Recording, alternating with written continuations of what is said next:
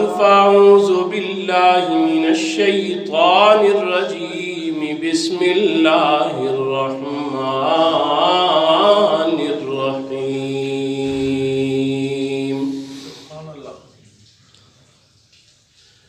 وَلِكُلٍّ وِجْهَةٌ هُوَ مُوَلِّيهَا فَاسْتَبِقُوا الْخَيْرَاتِ أَيْنَمَا تَكُونُوا يَأْتِ بِكُمُ اللَّهُ جَمِيعًا إِنَّ اللَّهَ عَلَى كُلِّ شَيْءٍ قَدِيرٌ صدق اللہ خالقنا العظیم وصدق رسوله النبی الکریم ونحن على ذلك لمن الشاہدین والشاکرین والحمد للہ رب العالمین۔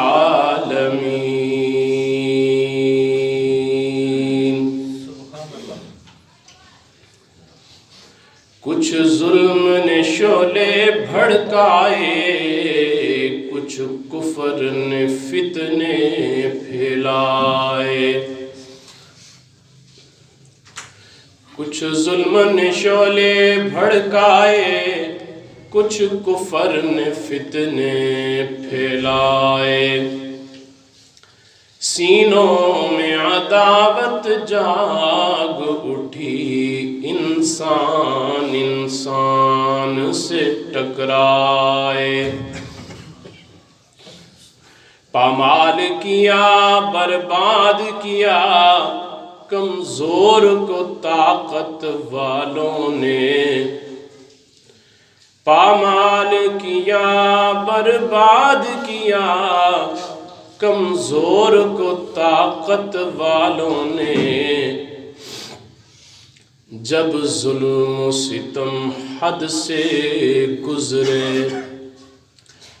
تشریف محمد لے آئے صلی اللہ علیہ وسلم۔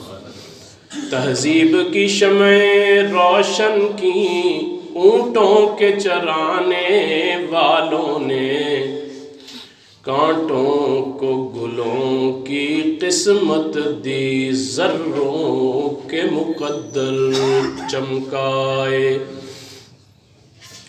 اللہ سے رشتے کو جوڑا، باطل کے طلسموں کو توڑا، خود وقت کے دھارے کو موڑا۔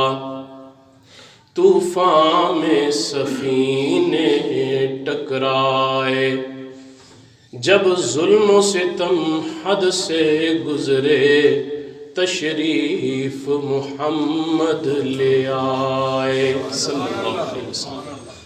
سب حضرات عقیدت اور محبت کے ساتھ نماز والا درود پاک پڑھیں۔ اللہم صلی علی محمد وعلی آل محمد کما صلیت علی ابراہیم وعلی آل ابراہیم انکا حمید مجید۔ اللہم بارک علی محمد وعلی آل محمد کما بارکت علی ابراہیم وعلی آل ابراہیم انکا حمید مجید۔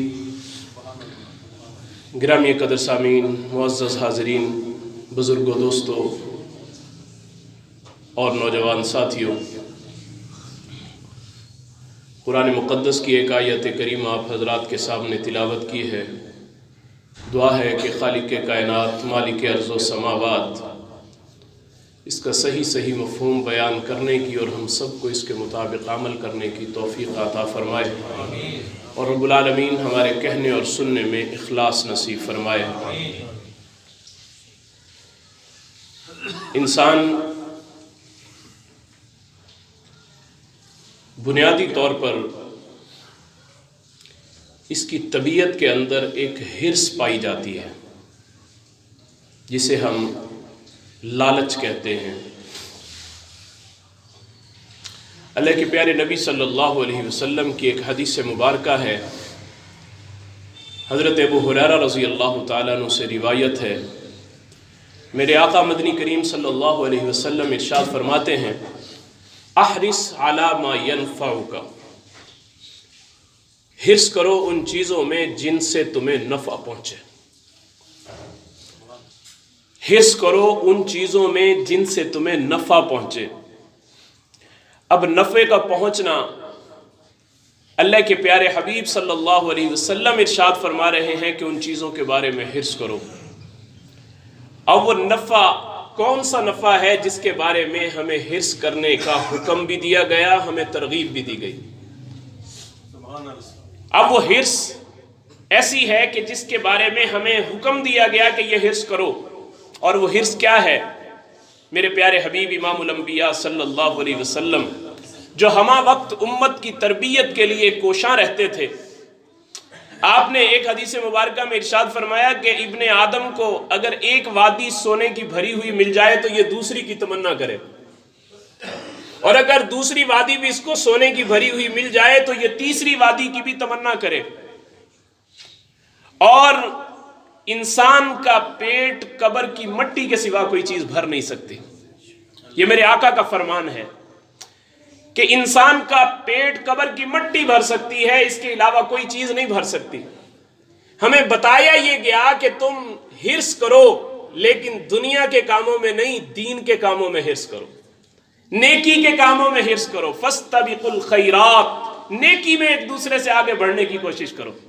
ایک آدمی نیکی کر رہا ہے، تمہارے دل میں یہ تڑپ ہو، یہ تمنا ہو کہ یہ نیکی کر رہا ہے، اللہ مجھے بھی توفیق دے، میں بھی اس نیکی کو انجام دوں۔ ایک آدمی تہجد کی نماز پڑھتا ہے، دل میں یہ تڑپ ہو، یہ تمنا ہو کہ مولا تو نے اس کو یہ توفیق دی، مجھے بھی یہ توفیق عطا فرما۔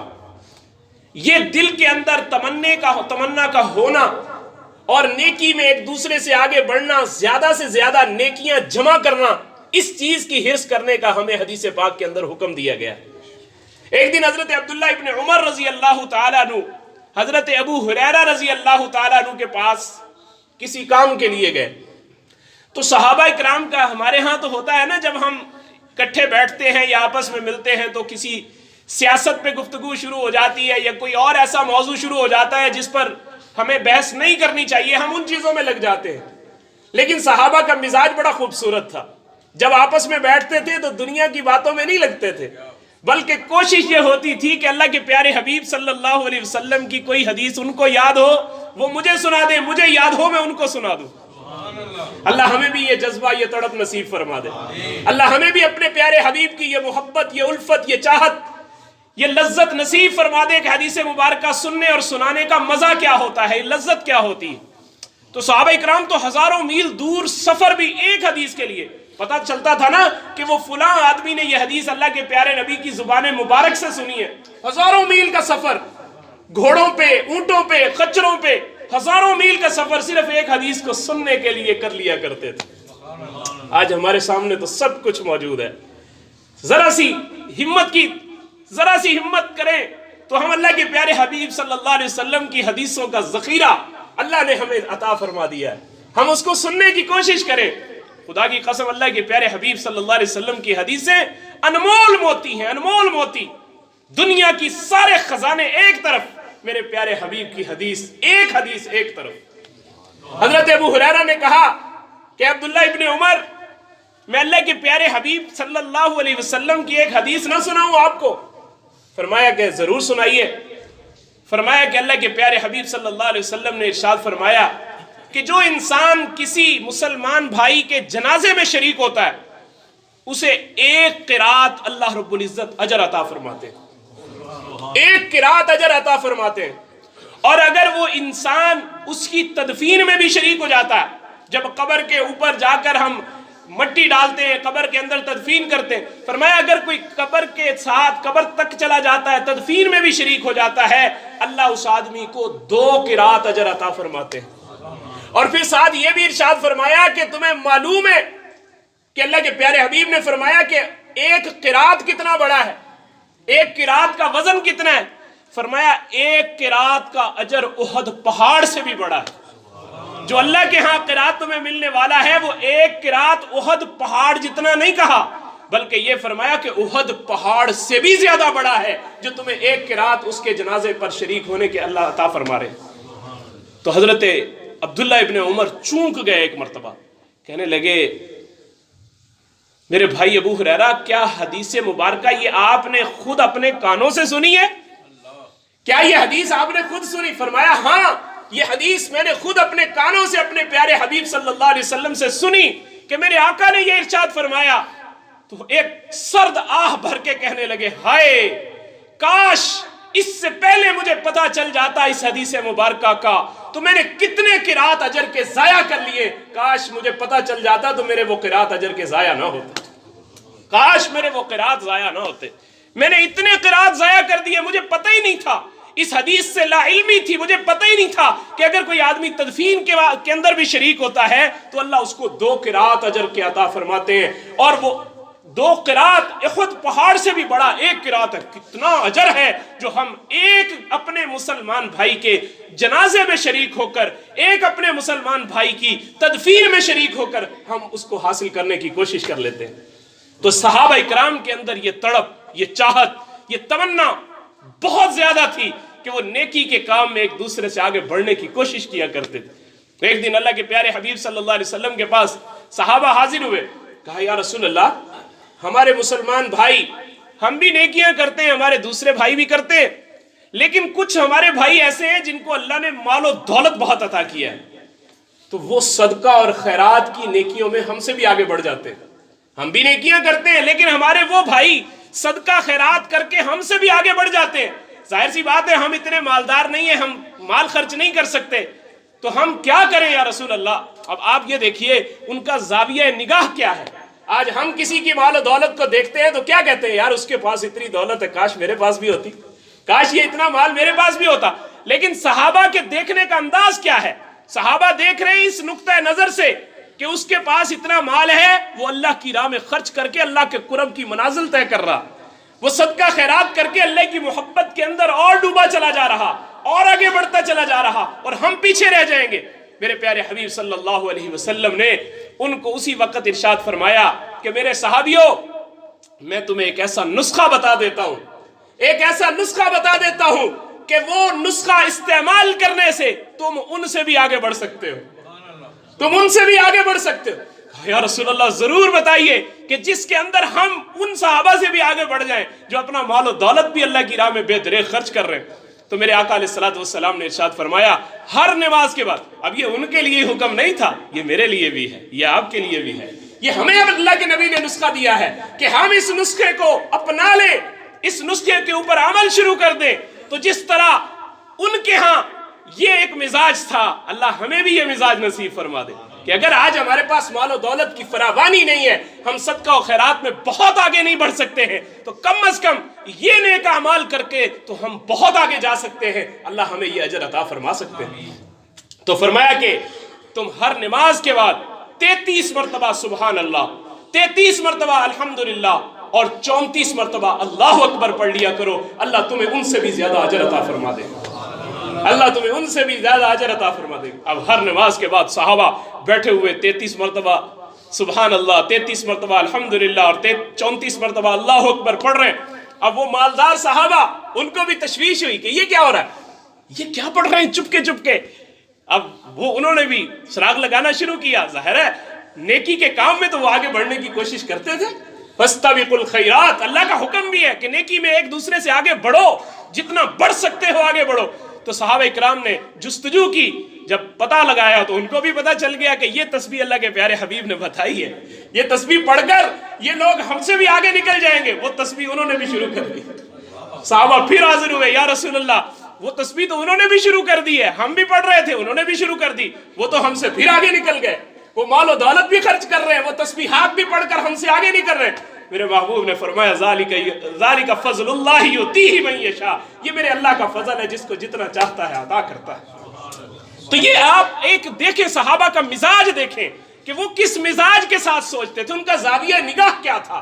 ایک دوسرے سے مال میں بھی آگے بڑھنے کی کوشش کیوں ہے کہ ہم مال میں بھی اس لیے آگے بڑھنا چاہتے تھے کہ اللہ کی راہ میں خیرات میں بھی ہم آگے بڑھ جائیں، صدقہ کرنے میں بھی ہم آگے بڑھ جائیں، تاکہ اللہ رب العزت کے قرب کی منازل ہمیں زیادہ سے زیادہ نصیب ہو جائے، ہم اللہ کے محبوب لوگوں کے اندر شامل ہو جائیں، اللہ کی محبت ہم لوگوں کو نصیب ہو جائے۔ اور اگر اللہ کے محبوب نبی علیہ السلام کی محبت ہمیں نصیب ہو گئی تو ہمیں دونوں جہانوں کی خیریں مل گئی۔ میرے محبوب علیہ السلام اور ہمارے اہل اللہ کا بھی یہی مزاج تھا، اللہ والوں کا بھی یہی مزاج تھا۔ ایک مرتبہ حضرت عائشہ رضی اللہ تعالیٰ عنہ نے اللہ کے پیارے حبیب صلی اللہ علیہ وسلم کے ساتھ جنگل کے اندر سفر کر رہے، کہیں جا رہے تھے کسی جگہ پر، تو راستے میں جاتے ہوئے جہاں بے پردگی کا اندیشہ نہیں تھا، ایسی جگہ پہ جہاں آپ اکیلے تھے، تو اماں جان سے فرمانے لگے کہ عائشہ آج دوڑ نہ لگائیں، آج ہم دوڑ نہ لگائیں۔ تو اماں جان فرمانے لگی یا رسول اللہ ضرور لگائیے۔ تو میرے آقا علیہ السلام نے امی عائشہ رضی اللہ تعالیٰ عنہ کے ساتھ دوڑ کا مقابلہ کیا۔ دوڑ کا مقابلہ در حقیقت یہ ایک پیغام دینا تھا، امت کو ایک میسج دینا تھا۔ میرے محبوب کو دوڑ لگانے کا شوق نہیں تھا، میرے محبوب امت کو ایک میسج دینا چاہتے تھے، امت کو ایک پیغام دینا چاہتے تھے کہ اپنے گھر میں جا کر اپنے گھر کی زندگی ایسی عمدہ زندگی ہونی چاہیے کہ تمہارے گھر کے افراد بھی تم سے خوش ہوں۔ ایسا نہ ہو کہ تم گھر میں جا کر اپنے روب اور دبدبے میں رہو اور باہر آؤ اپنے دوستوں کے ساتھ تو ہنسی مذاق میں لگے ہوئے ہو، لیکن جب گھر میں جاتے ہو تو تمہارا حلیہ، تمہارا رویہ، یہ سب کچھ بدل جائے۔ فرمایا ایسا نہیں ہونا چاہیے۔ تو میرے محبوب دوڑ لگا رہے ہیں یہ امت کو سبق دینے کے لیے۔ تو حضرت عائشہ رضی اللہ تعالیٰ عنہ کے ساتھ دوڑ لگائی، تو حضرت عائشہ رضی اللہ تعالیٰ عنہ کے ساتھ دوڑ کا مقابلہ کیا۔ تو اماں جان فرماتی ایک مرتبہ اللہ کے نبی صلی اللہ علیہ وسلم نے میرے ساتھ دوڑ لگائی، اس میں اللہ کے محبوب نبی علیہ السلام آگے نکل گئے مجھ سے، اور ایک موقع پھر آیا کہ میں نے پھر اللہ کے نبی صلی اللہ علیہ وسلم کے ساتھ دوڑ لگائی تو میں آگے نکل گئی۔ میرے محبوب نے فرمایا عائشہ تل کا بتل کا، اب ہم برابر ہو گئے، تو نے بھی دوڑ، ایک مقابلہ میں نے جیت لیا، ایک مقابلہ تو نے جیت لی۔ یہ دل جوئی میرے نبی فرما دیا کرتے تھے۔ تو حضرت تھانوی رحمۃ اللہ علیہ، مولانا اشرف علی تھانوی رحمۃ اللہ علیہ، بہت بڑے اللہ والے تھے، اتباع سنت کا جذبہ کس قدر ان کے اندر تھا۔ تو فرمانے لگے کہ کوشش کیے اپنی زندگی میں کہ اللہ کے پیارے حبیب صلی اللہ علیہ وسلم کی ہر حدیث پر عمل کیا جائے۔ ایک سنت میرے سے رہ رہی ہے۔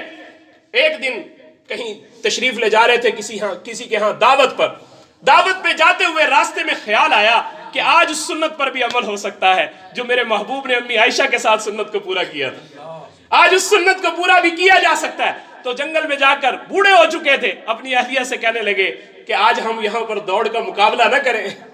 تو اپنی اہلیہ کے ساتھ جنگل میں وہاں دوڑ لگائی ہے، صرف اس بات کو پورا کرنے کے لیے کہ یہ بھی میرے محبوب کی سنت ہے۔ اپنے گھر والوں کی دل جوئی کرنا یہ بھی میرے محبوب کی سنت ہے۔ میرے محبوب کی اتباع کے اندر شوق نہیں تھا دوڑ لگانے کا، لیکن پھر بھی اتباع سنت کا جذبہ تھا کہ میرے محبوب کی یہ زندگی ہے، گھر کی زندگی بھی میرے محبوب نے دی، بازار کی زندگی بھی میرے محبوب نے دی، ہمیں اپنے دوست احباب کے ساتھ بیٹھنے والی زندگی بھی میرے محبوب نے دی، ہمیں اپنے بچوں کے ساتھ معاملات کی زندگی بھی میرے محبوب نے دی، ہمیں شادی بیاہ کے معاملات کی زندگی بھی میرے محبوب نے دی۔ زندگی کا کوئی گوشہ ایسا نہیں ہے جو میرے محبوب نے ادھورا چھوڑ دیا ہو اور ہماری اس پر تربیت نہ فرمائی ہو۔ پوری امت کی میرے آقا علیہ السلام نے اس کے اوپر تربیت فرمائی ہے، اور اپنے آپ کو ہمیں کوشش یہ کرنی چاہیے کہ ہم زیادہ سے زیادہ ایک دوسرے سے آگے بڑھنے کی اس معاملے میں کوشش کریں۔ اور پھر حدیث کے اگلے جز کے اندر ارشاد فرمایا استعن باللہ ولا تعجز، اللہ سے مدد طلب کرو اور اس میں عاجز مت ہو کہ یہ تو میں کام کر ہی نہیں سکتا، میں تو یہ کام کر ہی، میرے سے تو یہ کام، کسی کو نیکی کا کام کرتے ہوئے دیکھ کر یہ کہنا کہ میرے سے تو کام ہونا ہی نہیں، فرمایا نہیں، اپنے اندر یہ طلب، یہ جستجو رکھو کہ وہ دوسرا یہ نیک کام کر رہا ہے، میں بھی اس نیک کام کو کرنے کی کوشش کروں۔ اور جب یہ ہم دعا کریں گے، ہم کوشش کریں گے کہ مولا کریم یہ وہ کام میرا بھائی کر رہا ہے، یہ خیر کا کام ہے، مجھے بھی اس کام کو کرنے کی توفیق عطا فرما دی۔ تو جب دل میں یہ عزم ہوگا، جب دل میں یہ ارادہ ہوگا، اللہ رب العزت تو ارادوں پر بھی اجر عطا فرما دیا کرتے ہیں۔ فرماتے ہیں کہ ایک آدمی اگر سچے دل سے یہ ارادہ کرتا ہے کہ مولا کریم دعائیں مانگتا ہے کہ مولا مجھے شہادت کی موت عطا فرما، مجھے شہادت کی موت عطا فرما، میرے پیارے حبیب نے فرمایا اگر وہ دل سے دعائیں کرتا ہے، تمنا کرتا ہے، آرزو کرتا ہے، اگر اس بندے کو موت بستر پر آ رہی ہے اللہ پھر بھی شہیدوں کے اندر اس کو شامل فرما دیں گے. موت بستر پہ آ رہی ہے لیکن شہیدوں کے اندر اللہ اس کو شامل فرما دیں گے. کیوں؟ اس کے اندر طلب سچی تھی, اس کے اندر تڑپ سچی تھی. وہ دل سے دعائیں مانگتا تھا کہ مولا مجھے یہ مقام عطا کر دیجئے, مولا مجھے یہ عظمت عطا کر دیجئے, مجھے شہادت کی موت عطا کر دیجئے. تو جس طرح انسان دوسروں کے اندر کوئی چیز, کوئی خیر کا کام دیکھتا ہے تو اسی وقت دل میں دعا کرے. ایک تو یہ ہے, ہو سکتا ہے اللہ اس دعا کی برکت سے ہمیں وہ کام کرنے کی توفیق عطا فرما, ہو سکتا ہے اللہ ہمیں کام کرنے کی توفیق عطا فرما دے. اور اگر ہمیں اس کام کی توفیق نہ بھی ملی تو پھر بھی یہ گمان غالب ہے کہ اللہ رب العزت یقیناً ان لوگوں کے اندر ہمیں شامل ضرور فرما دیں گے. حضرت مولانا مفتی شفیع صاحب ایک بات ارشاد فرمایا کرتے تھے, ایک واقعہ فرمایا کہ عبداللہ بن مبارک رحمۃ اللہ علیہ بہت بڑے محدث تھے اپنے زمانے کے. تو عبداللہ بن مبارک رحمۃ اللہ علیہ کا انتقال ہو گیا. کسی نے انتقال کے بعد خواب میں دیکھا تو پوچھا حضرت کیا معاملہ ہوا آپ کے ساتھ, کیا معاملہ ہوا آپ کے ساتھ؟ فرمانے لگے کہ اللہ نے بڑا کرم کا معاملہ کیا, اللہ نے بڑی رحمت کا معاملہ کیا, بڑے فضل کا معاملہ کیا, اور مجھے میری ہمت اور استطاعت سے بڑھ کر اللہ نے مجھے عطا کر دیا. تو اس کے بعد فرمانے لگے لیکن جو مقام میرے گھر کے سامنے رہنے والے اس لوہار کو نصیب ہوا وہ مقام مجھے نصیب نہیں ہوا. جو میرے سامنے, میرے گھر کے سامنے ایک لوہار رہتا تھا, اس کو جو مقام نصیب ہوا وہ مجھے بھی نہیں مل سکا. تو حضرت عبداللہ بن مبارک رحمۃ اللہ علیہ کی یہ بات سن کر اس آدمی کی آنکھ کھل کے بیدار ہو گیا, لیکن ابھی تڑپ ہے اس کے اندر کہ میں یہ پتا تو کروں کہ آخر معاملہ کیا ہے. چلے گئے اور جا کر اس کے گھر کا پتہ کیا. عبداللہ بن مبارک کے گھر کے پاس سے جا کر معلومات لیں کہ کوئی لوہار بھی یہاں رہتا تھا. انہوں نے کہا ہاں بالکل سامنے والا گھر تھا لوہار کا, وہ حضرت عبداللہ بن مبارک کے سامنے رہتا تھا. ان کے گھر چلے گئے, جا کر دروازے پہ دستک دی اور دستک دے کے پوچھنے لگے کہ عبداللہ بن مبارک رحمۃ اللہ علیہ کے آپ پڑوسی ہیں, آمنے سامنے آپ کا گھر ہے, میں ایک بات پوچھنا چاہتا ہوں. میں نے خواب میں یہ دیکھا ہے کہ عبداللہ بن مبارک کو بھی وہ مقام نصیب نہیں ہوا جو اللہ نے آپ کے شوہر کو عطا کر دیا. کوئی اس کا ایسا عمل ہے تو مجھے بتائیں تاکہ میں اس عمل کو اپنی زندگی میں لانے کی کوشش کروں. اس کی اہلیہ نے کہا اور تو مجھے کچھ پتہ نہیں ہے, لیکن ایک عمل تو اس کا یہ تھا کہ وہ لوہا کوٹا کرتا تھا, لوہے کا کام کرتا تھا. لیکن جب یہ ہتھوڑا اوپر اٹھاتا تھا اور ادھر آذان کی آواز اس کے کان میں پڑ جاتی تھی تو اپنے ہتھوڑے کو آگے نہیں لاتا تھا بلکہ وہیں سے پیچھے پھینک دیا کرتا تھا کہ اب میرے اللہ کا حکم آ چکا ہے, اب میرے اللہ کا حکم آ چکا ہے. جب میرے